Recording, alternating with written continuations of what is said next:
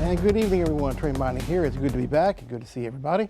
And looking at the radar, well, pretty quiet currently in and around the area.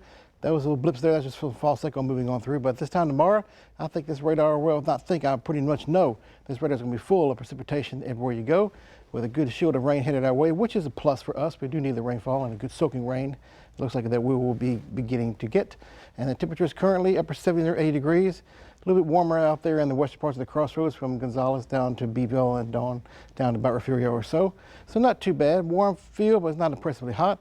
Temperatures as we go through the next little while here, we see temperatures overnight in the 70s, and we'll continue to warm tomorrow. Look at this cooler air coming in for Thursday into Friday.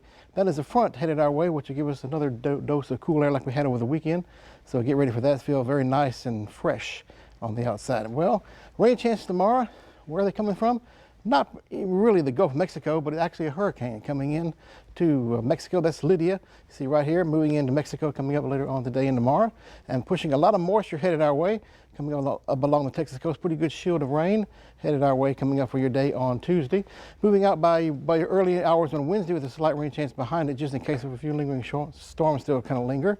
And then this front to the north, moving on through, giving us a nice cool air coming up by your weekend time frame, Friday or so, with a slight chance of rain behind it.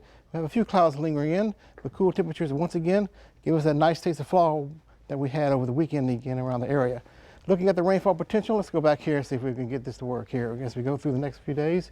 Coming up, maybe half an inch, 3/4 of an inch, maybe some areas near an inch of rain, and some of that could fall in rather quickly, a little bit of quicker time. Some of the areas, so there a little bit of flash flooding could be around the regions, or watch weather developments. Most of the time, it should be pretty much a soaking rainfall, which we need around here.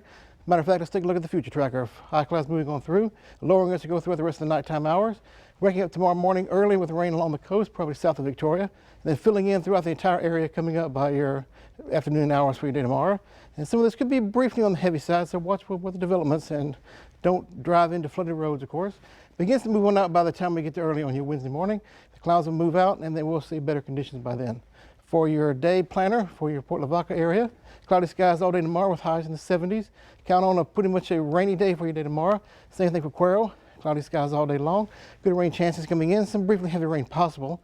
Highs in the 70s coming up by about 4 o'clock in the afternoon. Extended forecast for us here. Rain chance tomorrow, 80%. That's pretty much a certainty. I put an alert day just in case because there could be some heavy rainfall causing some localized flooding, so watch out for that.